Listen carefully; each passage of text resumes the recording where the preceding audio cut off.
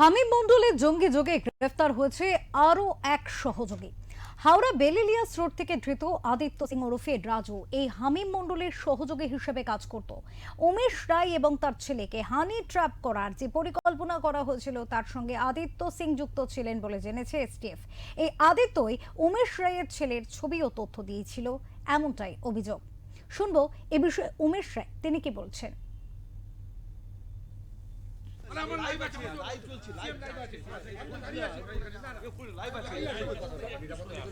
না না, সিএম সঙ্গে নিরাপত্তা নিয়ে আমার মিটিং ছিল না। আমার মিটিং আরবান ডেভেলপমেন্ট মিনিস্ট্রির বিষয় নিয়ে ছিল। তারপরে এই মিটিং হওয়ার পর উনি আমাকে বলেছেন যে একটু সচেত থাকবেন, আমি একটু সিকিউরিটি আপডেট করে দেবো। আমি বললাম দাদা এরকম তো কোনো দরকার নেই। তবুও বলেছেন যে না একটু সিকিউর থাকতে হবে, কেন যে এই যাদেরকে ধরা হচ্ছে না তারা আমার বাড়ির পাশাপাশি এসে থাকছে। একজন আমার বাড়ি থেকে 500 মিটার দূরে হামিম মণ্ডল থাকতো এসে ঘর ভাড়া নিয়ে, সে ওখান থেকে অ্যাক্টিভিটিস করতো। তারপরে আজকে যেটা জানা গেছে বেলিয়াস রোডে আমার বাড়ি থেকে 500-700 মিটার দূরে সেখানকার একটা ছেলে আদিত্য সিং ওদের জন্য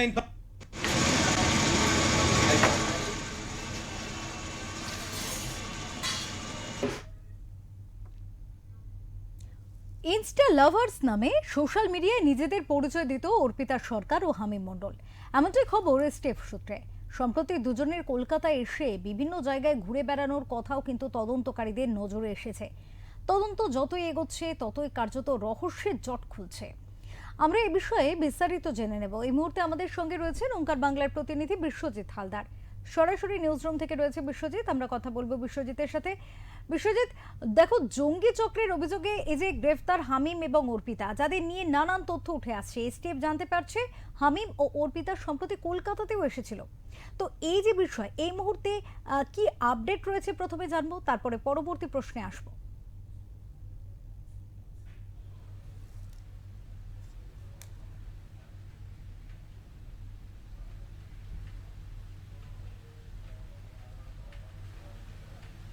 দেখো, বেশ কয়েকদিন ধরে কিন্তু পাক জঙ্গিদের সঙ্গে যোগ এবং বাংলার বেশ একজন জঙ্গিকে গ্রেপ্তার করা হয়েছে, হামিম মণ্ডল, এবং তারপরে তার বান্ধবী বলে পরিচিত অর্পিতাকেও গ্রেপ্তার করা হয়েছে। ইতিমধ্যে এসটিএফ, বেঙ্গল এসটিএফ তারা গ্রেপ্তার করেছেন এবং কালকেরই হামিম মণ্ডল এবং অর্পিতার সঙ্গে ঘনিষ্ঠ বলে শুধু সন্দেহ নয়, ইতিমধ্যে কিন্তু বেঙ্গল এসটিএফের হাতে তাদের প্রমাণও চলে এসছে। গ্রেপ্তার হয়েছেন আদিত্য সিং। কে আদিত্য সিং?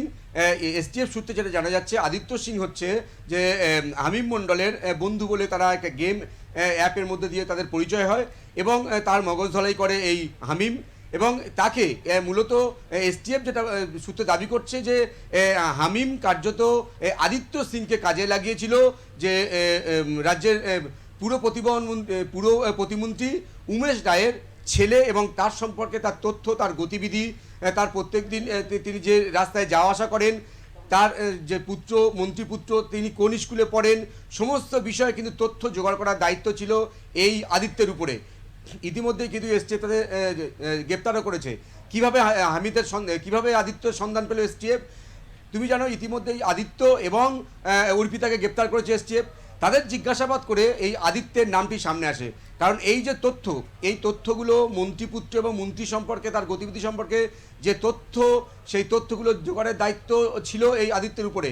এসটিএফ আদিত্যকে গ্রেপ্তার করে তার মোবাইল এবং ল্যাপটপ থেকে উমেশ রায়, রাজ্যের পুরো প্রতিমন্ত্রী উমেশ রায় এবং তার পুত্র সম্পর্কে একাধিক তথ্য কিন্তু তার ল্যাপটপ এবং তার মোবাইল থেকে পেয়েছে। অর্থাৎ তাদের যে নাশকতার যে ছক ছিল, এটাই নিয়ে কিন্তু কার্যত এসটিএফ তারা নিশ্চিত হচ্ছে।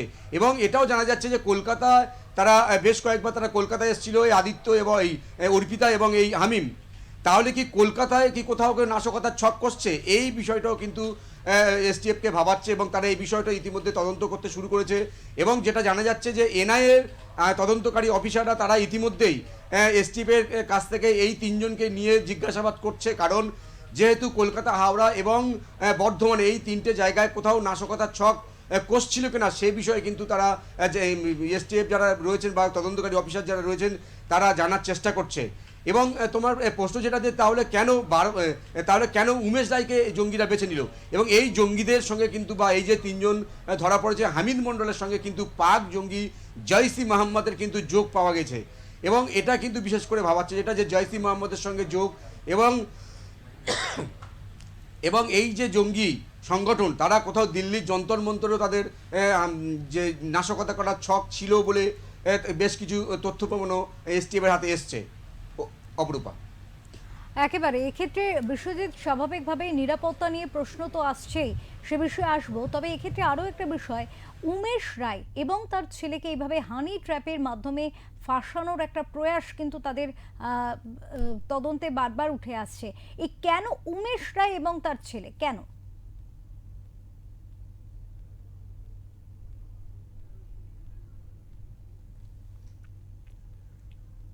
আমরা আবারও যোগাযোগের চেষ্টা করব বিশ্বজিতের সাথে।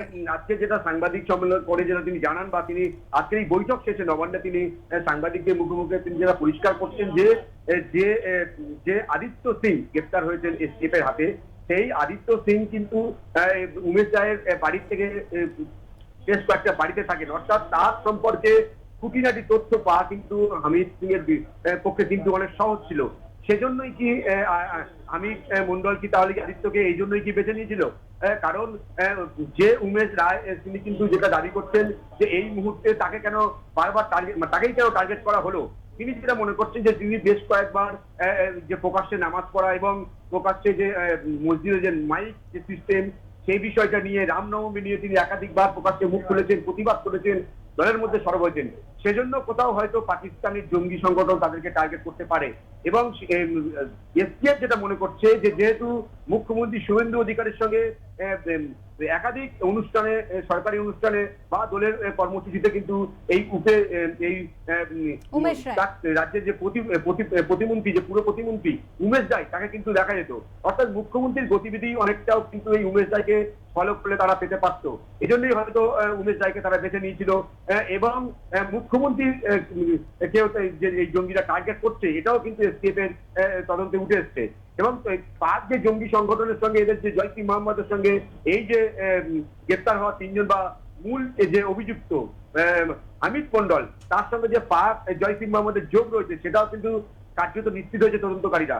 কারণ তারা যেটা জানতে পেরেছে যে তার ল্যাপটপ এবং তার যে মোবাইল, সেই মোবাইল বিশ্লেষণ করে, ল্যাপটপের তথ্য বিশ্লেষণ করে এসটিএফ তদন্তকারী জানতে পেরেছে যে তারা এই পাক জঙ্গি সংগঠন জয়সি মোহাম্মদের কাছ থেকে টাকা আদান প্রদান বা তথ্য আদান প্রদান কিভাবে করতো। তারা যেটা তদন্তকারী যেটা জানাচ্ছে যে ড্রপের মধ্যে দিয়ে তারা কিন্তু একটা পদ্ধতির মধ্যে দিয়ে তারা এই তথ্য আদান প্রদান এবং টাকা আদান প্রদান করতো। হাওলার মধ্যে টাকাটা যেটা আসতো সেটা হাওলার মধ্যে দিয়ে আসতো। এই হাওলার মধ্যে যে টাকাটা আসতো তার সঙ্গে কারা জড়িত রয়েছে, অন্য কোনো সংগঠন বা এর পিছনে আরো কোনো বড় মাথা রয়েছে কিনা, সেটাই কিন্তু এখন জানার চেষ্টা করছে তদন্তকারীরা। যেটা তোকে আমি একটু আগে বলছিলাম যে ড্রপ, এটা তাহলে অ্যাকচুয়ালি কি? এটা বিশেষ করে যে দুটি জঙ্গি সংগঠনের যে দুই সদস্য তাদের মধ্যে যে তথ্য আদান প্রদান হচ্ছে বা টাকা আদান প্রদান হচ্ছে, তাদের মধ্যে তো একটা নির্দিষ্ট কোড নাম্বার থাকতো বা কোড একটি শব্দ থাকতো। সেই শব্দের মধ্যে দিয়ে কিন্তু তথ্য আদান প্রদান হতো এবং সেই সঙ্গে একটি নির্দিষ্ট জায়গা বলে দেওয়া থাকতো। সেই নির্দিষ্ট জায়গায় গিয়ে একটি ব্যাগ রেখে আসতো একজন, সেই ব্যাগে যে তথ্য বা টাকা পয়সা থাকতো। অন্যজন কিন্তু দ্বিতীয়জন সেই ওই জায়গাটা গিয়ে যে ব্যাগটা যখন নিত বা এই তথ্য পেত, একে অপরকে কিন্তু কেউ কাউকে চিনতে পারতো না। কিন্তু কাজটা হওয়ার জন্য বা যেটার উদ্দেশ্যে জঙ্গিরা এই ডেট ড্রপটা ব্যবস্থা করেছে, সেক্ষেত্রে কিন্তু দুজনের পরিচয় গোপন থাকতো। তাতে কি হতো, তদন্তকারীদের যে নজর সেটা কিন্তু এড়িয়ে যাওয়া সম্ভব ছিল। এভাবে কিন্তু তাদের তথ্য এবং যে আর্থিক লেনদেন সেটা হতো। এবং কোথাও হাওলার মধ্যে দিয়ে এই টাকাটা যারা জঙ্গি বা যারা এই যে অর্পিতার নাম বলা হচ্ছে বা এই যে হামিদ মন্ডল বা আদিত্য সিং যার নাম বলা হচ্ছে, এদের কাছে যে টাকার বিনিময়, তো যেহেতু এরা টাকার বিনিময়ে এই জঙ্গি মডেলের সঙ্গে যুক্ত হয়ে পড়েছিল। আজকে যেটা মন্ত্রী উমেশ রায় তিনি স্পষ্ট করে বলেছেন যে বেশ কিছুদিন আগে তার কাছে কিন্তু একটা মেসেজ এবং ফোন আসতো একাধিকবার, যেটা আন্তর্জাতিক নাম্বার, যেটা পাকিস্তান থেকে আসতো, পাকিস্তানের জঙ্গি বলে পরিচয় দিত।